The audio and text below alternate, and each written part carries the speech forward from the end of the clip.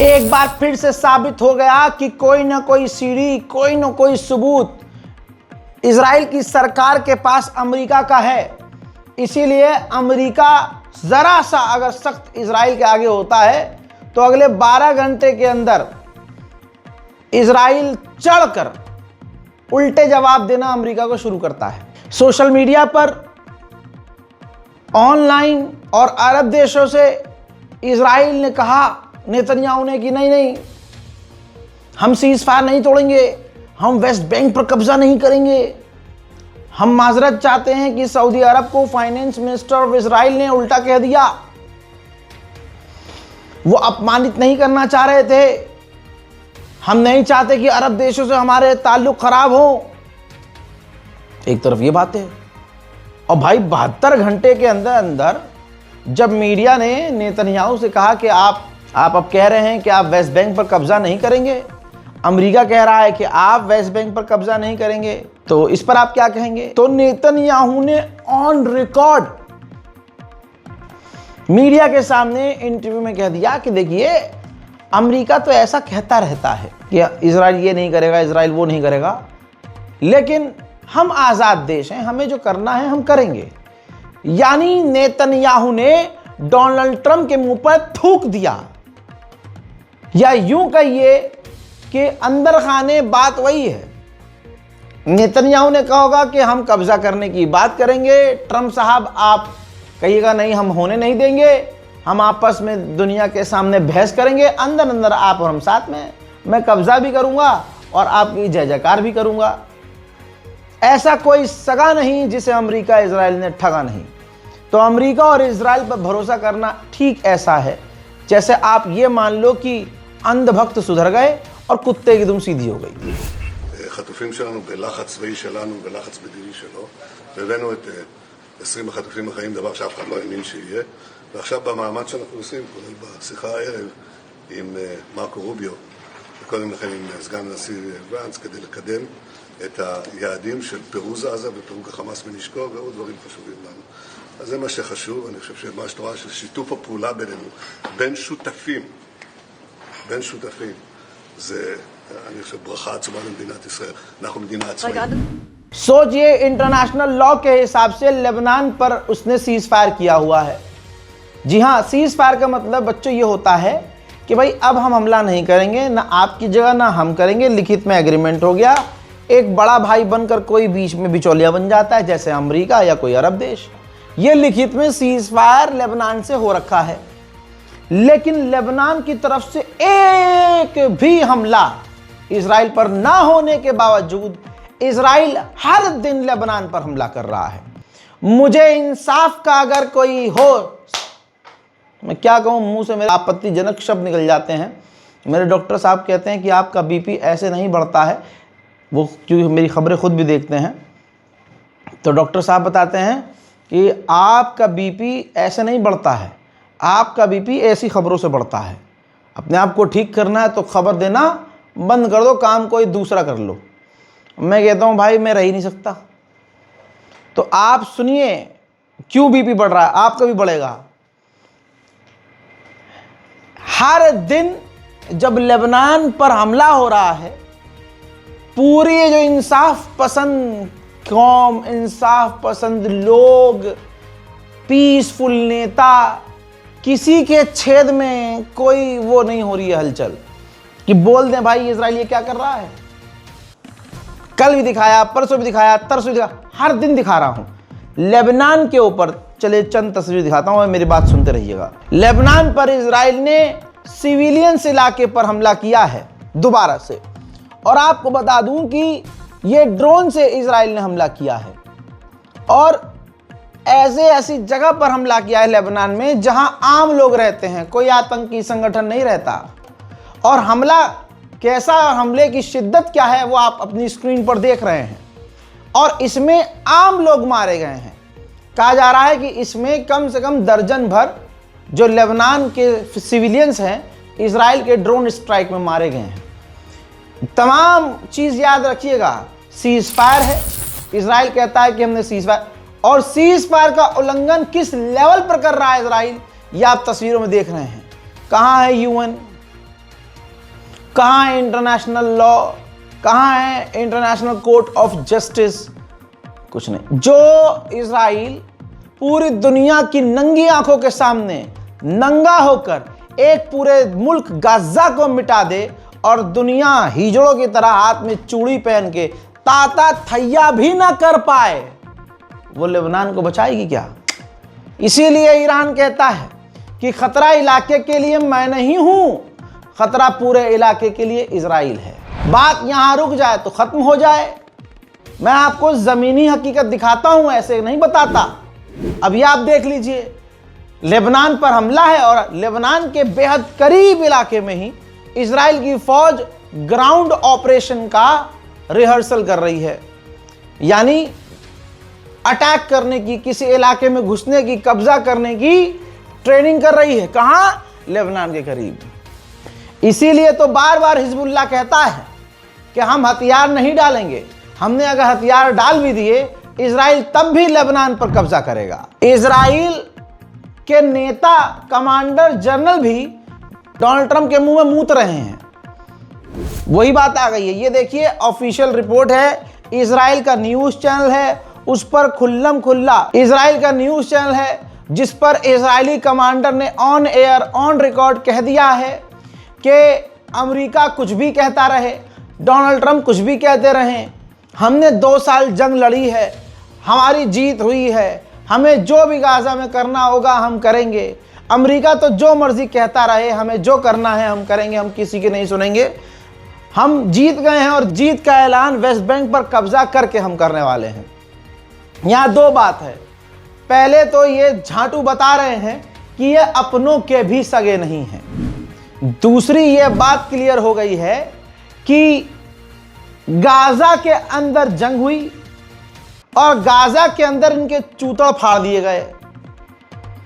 इधर क्या कह रहा है कि हम जीत का ऐलान वेस्ट बैंक पर कब्जा करके करेंगे। अरे ऐलान तुम्हें यहां करना चाहिए ना, गाजा में करो ऐलान कि हमने गाजा को मिटा दिया, हमने गाजा को खाक कर दिया, अपने बयान दो बढ़िया बढ़िया। नहीं, थप्पड़ पड़ा है यहां, मारा है इसने, ये जाकर छोटे बच्चों को मार कर हम तो जीत गए, हम तो जीत गए। ये औकात है इनकी। नेतन्याहू और इजराइलियों और खास समाज है हमारे आसपास, उनका कैरेक्टर सेम है। क्योंकि एक लवड़े ने भुजिया में भारत में, उसको आप ध्यान से देखेंगे ना, या पहली झलक में देखेंगे तो आपको जो दरियाई घोड़ा होता है, दरियाई घोड़े का चूतड़ लगेगा, उसका मुंह काला काला मुंह, अजीब सा एकदम गोल, ऐसा लगेगा आपको किसी ने अंगूठा रख के खींच दिया हो पीछे वापस, चपटा मुंह। अच्छा, आदमी जब मुंह खोलता है तो होंठ की जो शेप, जो मुंह का शेप होता है वो इंसानों की तरह होता है, लेकिन वो जब वह मुंह खोलता है और जहर उगलता है अपने चैनल पर खड़ा होकर, तो जैसे ही मुंह खोलता है तो आप उसके अगर इतने हिस्से पर, मुंह पर, होंठ पर ध्यान देंगे तो आपको ऐसा लगेगा जब हाथी हगता है तो हाथी का पिछवाड़ा का गेट जैसे खुलता है ना, ऐसा उसका होंठ है, ऐसा उसका मुंह है, हगता ही है। दोस्तों, 15 लाख का इनाम मिलेगा। आप उस पत्रकार, तथा कथित पत्रकार को अगर पहचान गए हैं तो कमेंट कीजिएगा। हजरत, उसी पत्रकार ने कहा था, क्या इजरायली यहूदी ही यादव हैं? हाँ। मैं उसकी इस बकैती से राजी नहीं हूं, मैं उसकी बात से सहमत नहीं हूं, लेकिन यह मैं मानता हूं कि जितनी गंदगी इनके अंदर है उतनी गंदगी तो इजराइल के अंदर है। इजराइल ने क्या कहना शुरू कर दिया कि अमेरिका जो कह रहा है कहते रहने दो भैया, हम तो करेंगे। फिर दोबारा अमेरिका के विदेश मंत्री का बयान आया कि ये जो इजराइल ने ऐलान किया है कब्जे का वेस्ट बैंक पर, यह शर्मनाक खुद नेतन्याहू के लिए है, शर्मिंदगी की बात खुद नेतन्याहू के लिए है। और अगर इजराइल ने ऐसा किया तो ये पीस डील है वो पूरी तरह से खराब हो जाएगी, और हमें ऐसा नहीं लगता कि इजराइल ऐसा करेगा। सुनिए। You and the president, vice president voiced opposition to annexation. Do you have the word from the Israelis that they're not going to go ahead with this in the West Bank? This was a vote that they took in the Knesset. From what it was explained to me, it was elements that tried to use it to embarrass Netanyahu while the vice president was here. Suffice it to say, we don't think it's going to happen. And more importantly, it's not, from a legislative standpoint, structured in a way that could happen. but it would also threaten this whole process. I mean, we understand that, right? I mean, everyone has to understand if something like that were to happen right now, if that were to happen, a lot of the countries that are involved in working on this probably aren't going to want to be involved in this anymore. It's a threat to the peace process and everybody knows it, but I'm not getting to the middle of Israeli politics. We're focused on... उधर south Korea में जहां हथियारों का defence का exhibition था, वहां जब Israel, क्योंकि इजराइल भी वहां पहुंचा था, जहां इजराइल अपने हथियारों को शोकेस कर रहा था, वहां साउथ कोरिया के एक्टिविस्ट और आम लोगों ने जाकर प्रदर्शन किया।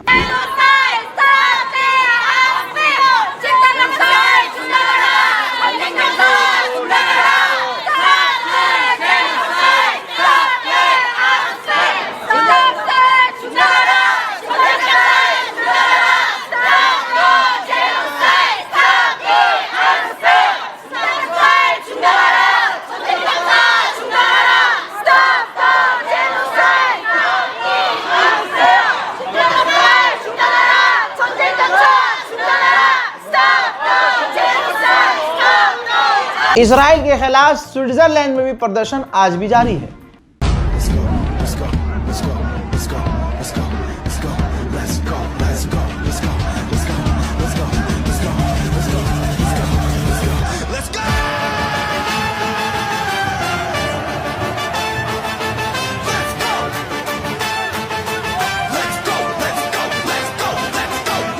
भाई जिगरा तो हुथीस दिखा रहे हैं कसम खुदा की। कोई नुकसान उठाता है, जैसे हिजबुल्लाह का तगड़ा नुकसान हुआ, हिजबुल्लाह शांत हो गया। हमास का तगड़ा नुकसान हुआ, हमास शांत हो गया। फिलिस्तीन ग्रुप का तगड़ा नुकसान हुआ, अपने लीडर्स को शांत हो गया। लेकिन भाई ईरान से भी अगर ज्यादा कोई हिम्मत दिखा रहा है ना, तो ये मुट्ठी भर हुथीस हैं। हुथीस का नुकसान कितना बड़ा हुआ, बड़े कमांडर टॉप लीडर्स कत्ल कर दिए। और अभी तक लग रहा था कि भाई फिलिस्तीन पर जो अटैक हो रहा है गज्जा पर, हुथीस इस वजह से इजराइल पर हमला कर रहे हैं। हुथीस को सिर्फ फिलिस्तीन और गज्जा से मतलब है, ऐसा प्रतीत हो रहा था बातों से। लेकिन आज हुथी ने कहा है कि अगर इजराइल ने लेबनान पर हमला जारी रखा तो अंजाम बुरे होंगे। तो कितना कमाल का भाई ये ग्रुप है कि जो फिलिस्तीन के लिए भी खड़ा हो रहा है, वेस्ट बैंक के लिए भी खड़ा हो रहा है, और हिजबुल्लाह के लिए भी, यानी हिजबुल्लाह को किनारे कीजिए, लेबनान एक देश है ना, तो देश के लिए, दूसरे देश के लिए खड़ा हो रहा है। भाई ये हिम्मत कहां से आती है भैया, हमें नहीं पता। वहीं ये सबूत देख लीजिए, अमेरिका गज्जा के ऊपर 24 घंटे ड्रोन उड़ा रहा है ताकि गाजा में उसी फायर पर नजर रख सके। लेकिन अमेरिका की किसी बात को आप लोग, हम लोग नहीं मानेंगे, क्योंकि जिस तरह से डोनाल्ड ट्रंप के मुंह पर अब नेतन्याहू थूक रहा है, उस हिसाब से लग रहा है कि बस हवाई बातें हैं कि मैं वेस्ट बैंक पर कब्जा नहीं करूंगा। ग्राउंड पर यह है कि इजराइल वेस्ट बैंक पर कब्जा कर रहा है। हमास का ग्रुप और फिलिस्तीनी फाइटर ग्रुप राजी हो गए हैं अपनी पूरी सरकार, यानी गाजा का पूरा एक्सेस किसी दूसरे फिलिस्तीनी संगठन को देने के लिए। जी हाँ, ये बड़ी डेवलपमेंट है कि गाजा हमास छोड़ने को तैयार है।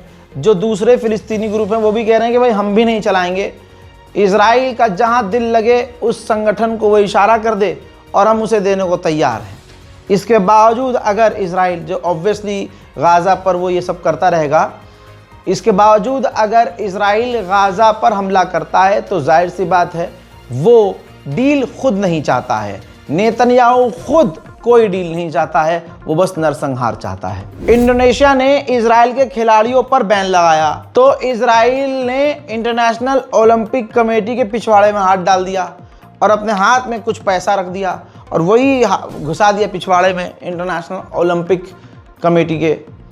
फिर इंटरनेशनल ओलंपिक कमेटी ने इंडोनेशिया को परमानेंट बैन कर दिया कि ना आप कभी खेल सकते हो, ना आप होस्ट कर सकते हो। यह है शैतान की ताकत। नेतन्याहू जो कुछ भी कर रहे हैं वो बस अपनी कुर्सी बचाने के लिए ज़बरदस्ती इस जंग को खींच रहे हैं। यह बात सारी दुनिया अब मानती है और यहाँ तक कि इजराइल की आधी से ज़्यादा आबादी ये मान रही है, पोल से खुलासा हुआ है कि नेतन्याहू को अब दोबारा चुनाव नहीं लड़ना चाहिए। भाई इजराइल को अपनी इज्जत दे दो, तुम पैंट उतारकर उल्टा लेट जाओ, थूक के चाट लो, कुछ भी कर लो, इजराइल किसी का सगा नहीं हो सकता। मैं बार बार, ये तो अरब देश है ना, ये पेशाब पी रहे हैं यहूदियों का। रिपोर्ट पता है कितनी बड़ी आई है? मैं तो खुश हूं भाई, मैं तो खुश हूं। पिछले महीने जब वो जो बेंजवीर जैसा एक और है इजराइल का फाइनेंस मिनिस्टर जो जहरीले बयान देता है, उस हराम के जने ने 1 महीने पहले वेस्ट बैंक पर कब्जे का ऐलान किया। रिपोर्ट ये आई है, लगाओ फुल स्क्रीन पर, हाँ, रिपोर्ट ये आई है कि उसी वक्त यूएई ने इजराइल के बड़े बड़े नेताओं को फोन खड़का दिया कि वेस्ट बैंक पर अगर कब्जा किया और कब्जा करने का ऐलान किया, ऐलान भी अगर आपने किया तो अब्राहम अकॉर्ड को खतरा होगा, हमें मुश्किल होगी आपसे दोस्ती रखने में और आगे चीज़ें और हालात ख़राब हो जाएंगे। कमाल की बात यह है कि पूरी बड़ी धमकी के बावजूद इजराइल के इस कट्टरवादी नेता ने, फाइनेंस मिनिस्टर ऑफ इजराइल ने ऐलान कर दिया कब्जे का फिलिस्तीन पर, वेस्ट बैंक पर, कि हम भाई कब्जा करेंगे, गाजा पे तो करेंगे, पूरे वेस्ट बैंक पर कब्जा करेंगे। तो ये इज्जत रखी यूएई की उसने, मुंह दिया मुंह में। फिर उसके बाद सऊदी अरब को परसों इसी इजराइल के फाइनेंस मिनिस्टर ने उल्टा सीधा, जिस पर बाद में उसने माफी मांगी, अरे वही कि ये ऊंट चलाते रहेंगे रेगिस्तान में, हम तरक्की करेंगे, जो करना है हमें करते रहेंगे, हैं बाद में। तो आप समझ सकते हैं कि कोई अरब इनके आगे झुका पड़ा है, तब भी ये अपनी हरकतों को करने में शर्म नहीं करते कि यार अब इससे दोस्ती हो गई है, अब इसके भाइयों को मारना बंद करो, अब इनके दोस्तों को मारना बंद करो। ना, हमें तो मारना, हम तो मारेंगे। बहरहाल फिलहाल के इस अपडेट में इतना ही। फिर से बता रहा हूँ, कश्मीर में हूँ, इस तरह के सेटअप में मैं अब आगे शूट नहीं कर पाऊँगा 1-2 दिन, लेकिन ख़बर जितनी होगी, क्योंकि यहाँ पर इंटरनेट की भी तकलीफ़ है, इंटरनेट में भी प्रॉब्लम है कि हम इंटरनेट सही टाइम पे नहीं मिल रहा है। इंटरनेट मतलब हमें तो हाई क्वालिटी में वीडियो अपलोड करना है, तो किस तरह से यहाँ एडिट करें, किस तरह से वीडियो अपलोड करें, बहुत हैक्टिक है। तो अगर आपको वीडियो स्टूडियो से नहीं मिले तो परेशान ना होइएगा। मेरी कोशिश है कि कहीं भी, जहाँ भी मुझे जगह मिले, वहाँ जैसे भी हालात मिले, आपको छोटी मोटी अपडेट ज़रूर देता रहूँ, मेन अपडेट देता रहूँ। सपोर्ट कीजिएगा, इस रिपोर्ट को शेयर कीजिएगा। फिलहाल के लिए इतना ही। जय हिंद।